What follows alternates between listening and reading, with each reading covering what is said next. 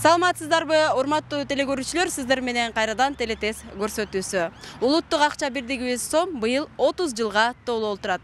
Күнүмдүк жашоо тиричилигибизде акчаны тынбай колдонгонубуз менен кыргыз сому боюнча канчалык деңгээлде замандаштарыбыз билет деп биз тесттик сурамжылоону түзүп, дагы да болсо жолго аттандык. Андыктан биздин акча боюнча замандаштарыбыз канчалык деңгээлде билет деп сиз да кызыктар болсоңуз, анда биз менен бирге болуңуздар.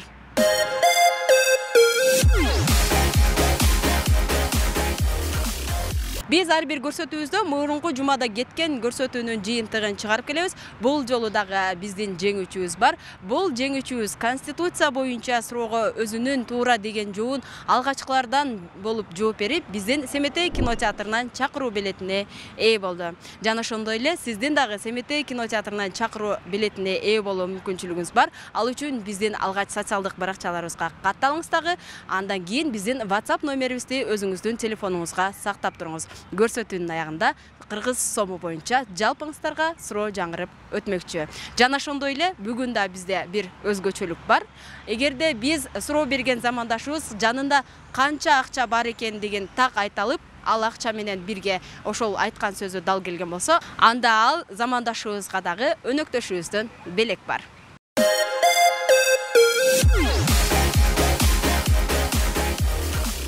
Урматтуу телекөрүүчүлөр, биз азыр Ош шаарындагы Наваи атындагы эс алуу багындабыз. Бул жерде эс алуучуларга бир канча суроолорду беребиз. Саламатсыңарбы кыздар? Силерге сурообуз бар. Атыңыз ким? Айназик. Сизге суроо. Биздин улуттук акча бирдигибиз кандай аталат? Сом. Азаматсыз, мына ушул сом боюнча сизге суроо беремин. Улуттук валюта сом кайсы жылы колдонууга киргизилген? 92. 1992 жыл. Деп ойлойсуң? Анда мен сизге дагы эсиңизге салуу максатында 4 вариант окуйм. Сиз да кошо окушсаңыз болот. Бул жерде варианттар бар. А варианты 93 жылы, 1993 жылы 10 майда. Б варианты 92 жылы 5 майда. Б варианты 1991 жылы 31 августта. В варианты 1993 жылы 11 майда. Кайсы жылы? 93. Канчанчы май? 10. 10 май. Өзүңүз билесизби же досуңуз жардам берди? Канчанчы май? 10 май. 1993 жыл. 10 май. Сиздердин сурооңуздарды акыркы жооп деп кабыл алсам болот. Болот, Сизге дагы бир суроо. Азыр сиздин жаныңызда канча сомуңуз бар? Так билесизби? Жок, так билбейм. Сиз билесизби так? Ооба. 2000. Андан башка жок. Тыйындар бар, ооба. Крупный 2000. Ошо так айтсаңыз, эгер ошол сиздин азыр айткан сөзүңүзгө капчыгыңыздагы акчаңыз дал келген болсо, ага да белек бар. Менде 2010 сом бар. Келиңиз, бат-баттан аласыз дагы канча сом экенин көрсөтөбүз. Ал эми сиз жаныңыздагы акчанын так суммасын билесизби? Жок, билбейм. Билбейсиз. Кайсы сумманы жакшы көрөсүз? Сом? Кайсы сомду? 50. Келиңиз, мынакей урматтуу телекөрүүчүлөр, карайбыз. Атыңыз ким эле? Чолпон. Чолпон. Азыр айткан бизге 2010 сомубуз бар деп. Мынакей 2010 сому бар экен. Сиздерге толугураак болуш үчүн Чолпон, капчыгыңызды ачып да бир камерага көрсөтпөйсөңүз. Сиздин бизге жооп берген сурооңуз бул 1993 жылы 10 май деген жоопту бергенсиз. Албетте 1993 жылы биздин ушул улуттук валютабыз сом алгачкы жолу жүгүртүүгө киргизилген экен. Сиздин туура жооп бергендигиңиз үчүн бул билет сизге Семетей кинотеатрынан. Ал эми сиз бизге өзүңүздүн капчыгыңыздагы акчаны так айтып, дал ошол нерсеге дал келгендиги үчүн сизге дагы бир билет беребиз. Бул билет сиздики. Чоң рахмат. Бар болуңуздар, чоң рахмат.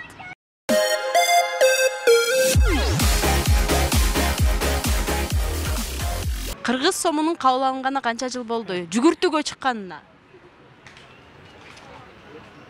92 экен болсо керек. Точно билбейм. Мен сизге 4 вариант айтам, бирөөсүн туура дешиңиз керек. 28 А варианты, Б варианты 29, В варианты 30, Г варианты 31.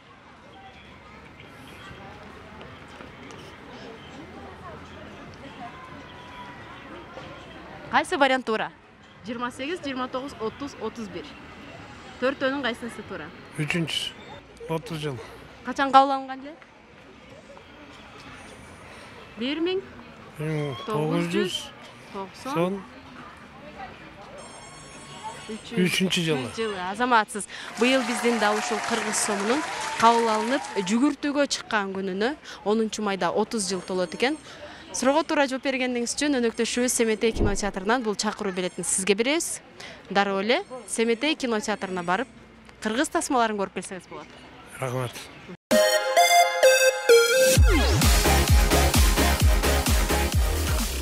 Акча эмнеден жасалат? Кагаздан. То есть кагаздан анан там кичине алтын немелери кошулат. Кошулат деп ойлойсуз? Кошулат деп ойлойм. Сиздин оюңузча кагаз. Мен оюңузду бөлүү үчүн 4 вариант окуйм, тест сыяктуу. Сиз ошол бирөөнү тандап беришиңиз керек. А варианты кагаздан, Б варианты пахтадан, В варианты кездемеден, Г варианты синтефондон. Неден жасалышы мүмкүн? Кагаздан эле. Кагаздан. Акчаны жакшы көрөсүзбү? Ооба. Азыр жаныңызда так айтыңызчы канча сом акчаңыз бар? 4020 сом. Так ошол чыгабы? Ооба. Келиңиз анда. Ошол акчаңыз дал келсе, азаматсыз дейбиз. Баштадык канча акчаңыз бар? 4020. Либо 4000 же 20сы бар, жок азыр билбейм да аныгын. Келиңиз текшеребиз, карайбыз.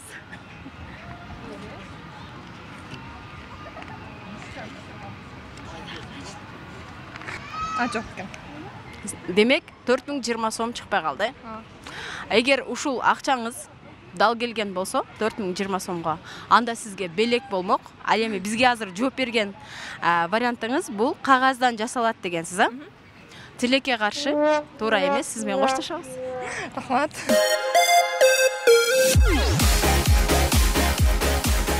Акча эмнеден жасалат? Акча кагаздан жасалат деп ойлойм мен. 100% ишенимдүү айтып атасыз. Ооба. Жок, акча пахтадан жасалат. Анда эмне үчүн пахтадай көрүнбөйт? Пахтаны өзүнүн эле эмне кылып чыгарат да фабрикадан. Сизге кошумча варианттарды берейинби? Макул. Келиңиз, мен сизге азыр 4 вариант айтамын. А варианты бул акча кагаздан жасалат дейт. Б варианты акча пахтадан жасалат. В варианты кездемеден, Г варианты синтефондон. Акча пахтадан жасалат менин оюмча. Эмнеге? Кайсы булактарга таянып акча пахтадан жасалат деп атасыз? Точносын билбедим, бирок пахтадан жасалат деп уккам да мен. Акыркы вариант Пахтадан жасалат. пахтадан жасалат, Ооба. Сизге дагы кошумча суроо. Алыкул Осмонов биздин кайсы банкнотада сүрөтү түшүлгөн? 200 сомдо. Анын аркасындагы ыр саптар эсиңизде барбы? Ооба. Алыкулдун ысык көл жөнүндөгү ыры жазылган ал жерде. Ысык көл кээде толкун, кээде тынчта, толкуса толкунуна тең ортокмун. Турмушта канча Жолдош күтсөм дагы бир сырдуу сендей жолдош күткөн жокмун. Азамат, атыңыз ким? Тимур. Тимур. Акчаны жакшы көрөсүз?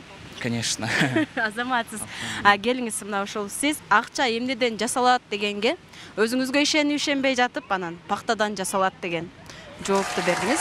Туура жооп бергениңиз үчүн биздин өнөктөшүбүз Семетей кинотеатрынан сизге бул чакыруу билетин белек катары беребиз.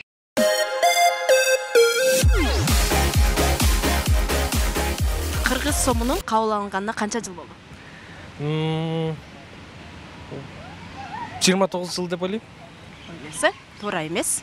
Ал эми мен сизге да бир суроо берем. Кулалы таптап куш кылдым, курама жыйып журт кылдым деген ыр саптары канча сомдукта? 200 сомдукта. Дагы бир жолу сурайм. 100 сомдукта. Сага канчатын айтып аттым, 100 сомдук. Демек сиз 200 сомдук анан 100 сомдук дедиңиз, э? Ооба. Мен сизге азыр 4 вариант окуйм. Ошол 4 варианттын ичинде ушул акча бирдиктери барбы? Карап турасыз. А варианты бул 1000 сомдукта. Б варианты 200 сомдукта. В варианты 2000 сомдукта. Г варианты 500 сомдукта. 200 сомдукта. Акыркы жооңуз? 200 сомдукта. Азыр 200 сомдук жаныңызда барбы? Жок, жанында жок. Канча сомдук бар? 500 сомдук бар. 500 сомдукта кимдин сүрөтү?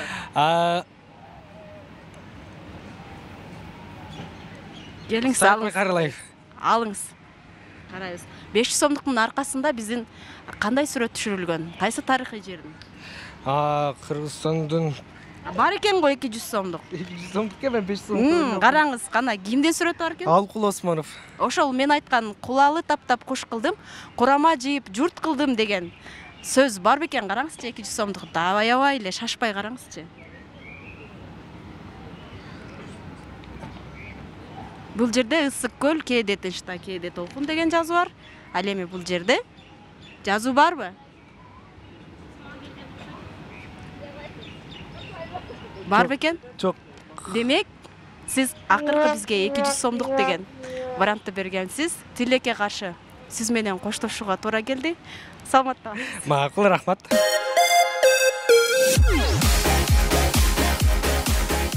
Кулалы таптап куш кылдым, курама жыйып журт кылдым деген ыр саптары канча сомдукта?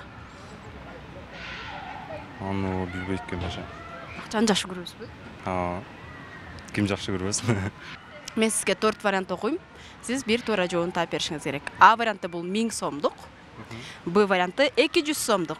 В варианты 2000 сомдук. Г варианты 500 сомдук. Карасак болбойбу? Болбойт да. Жооп бериңиз, анан карайлы. 200 сом болуш керек. 200 сомдукта ушул ыр саптары бар деп ойлойсуз. Башка вариант жок. Жок.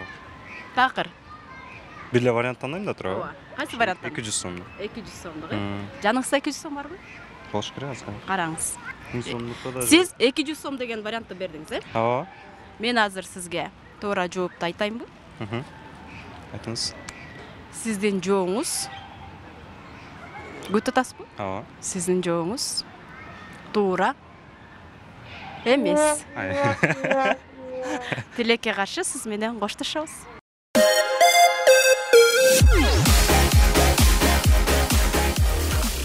Кулалы таптап куш кылдым, курама жыйып журт кылдым деген ыр саптары канча сомдукта? Андайды билбейт экенмин. Акчада ушундай ырлар барбы? Билбейм.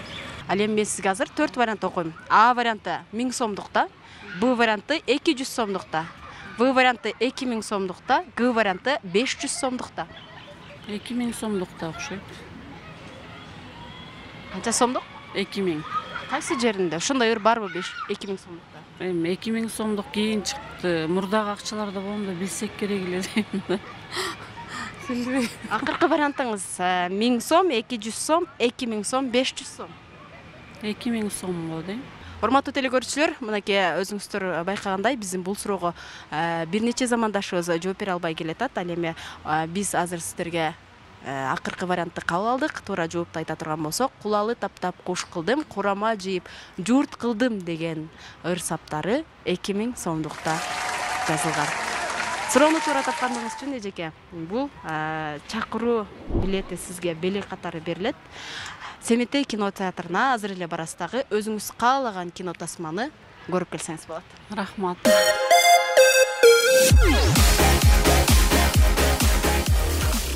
Сулайман тоонун сүрөтү канча сомдуктун аркасында түшүрүлгөн? Билбейт экенмин. Анда 4 вариант айтайын.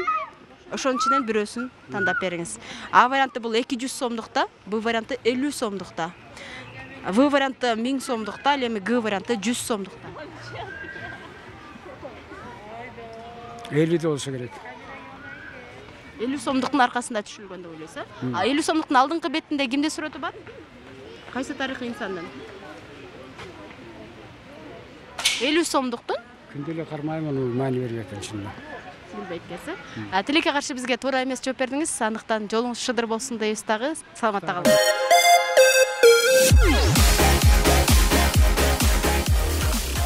Сулайман тоонун сүрөтү канча сомдуктун арткы бетине түшүрүлгөн? 200. Деп ойлойсуз, э? Жок. Канча сом? Сулайман тоонун может 50 сомдун аркасында.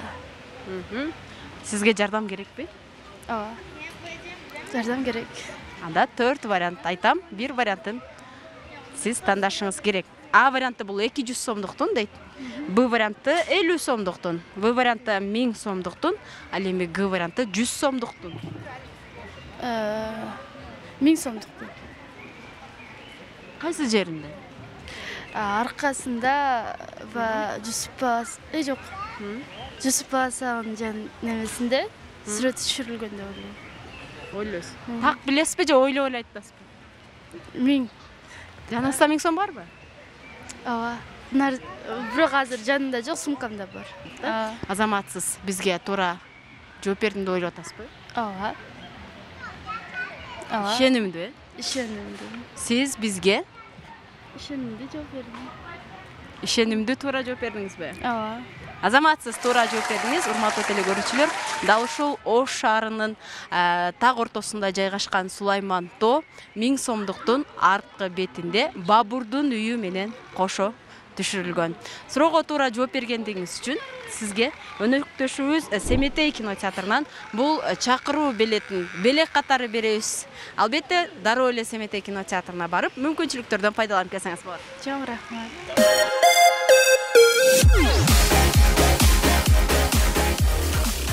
Акыркы жолу Кыргызстандын кайсы банкноту жарык көргөн? Банкноту. Мен оюмча ушу 2000 сомдук деп ойлойм. 2000. 2000 сом деп ойлойсуз? Ооба. 5000 сомдук эмеспи? 2000 сомдук деп болушу мүмкүн. Болушу мүмкүн, Мен сизге жардам иретинде 4 вариант окуйм. Мына ушул 4 варианттын бирөөсүн туура деп таап беришиңиз керек. А варианты 10 сомдук монета. Мындайча айтканда тыйын. Б варианты 200 сом. В варианты 2000 сом, ал эми Г варианты 5000 сом. В вариантына токтолдум. 2000 сом. 2000 сом, Ишенимдүү токтолдуңуз. Ооба. Мен сизге дагы кошумча суроолорду берем азыр. Касым Тынстанов кыргыз сомунун кайсы банкнотунда сүрөтү түшүрүлгөн? Касым Тынстанов Канча сомдукта сүрөтү? мындай деске алат. Такыр. Касым Тынстанов 5 сом жок. Тоголок молдо канча сомдукта түшүрүлгөн? Толук молдо. Бир сагара берет турчу. Өзүңүз айтыңызчы, өзүңүзгө ишен. Тоголок молдо канча сомдукта түшүрүлгөн? Толук молдо. Тоголок молдо. 5 сомдукта. 20 сомдукта. Ишенимдүүсүзбү? Ооба. 20 сомуңуз бар экен, алыңызчы карайлы. Тоголок молдо экен. Мына ушундай урматтуу замандаштар, биз күнүгө ушул акчаларды колдонуп, турмуш тиричилик өткөргөн менен аны кээде унутуп калган жагдайыбыз бар. Келиңиз, ким экен? 20 сом бар экен. Кайсы жылы туулуптур, ошондо айтып коюңузчу, келиңиз. Кайсы жылы? Жылы бар бекен? 1860-жылы туулуп, 1942 жылы дүйнөдөн кайткан экен. Мындан кийин 20 сомдукта ким бар экен, эсиңизден чыкпайбы? Жок. Ал эми урматтуу телекөрүүчүлөр, биз азыр ушул замандашымын жооп берген жообуна келе турган болсок, албетте Кыргызстанда эң акыркы жолу чыккан банкнота бул 2000 сомдук. Ошондуктан 2000 сомдуктун жасалуу дизайны дагы өзгөчөлөнүп чыккан. Суроого туура жооп бергендиңиз үчүн биз өнөктөшүбүз Семетей кинотеатрына сизге белек катары бул билетти беребиз. Дароо эле азыр барасыз дагы өзүңүз каалаган тасманы көрүп келесиз. Рахмат. Рахмат чоң.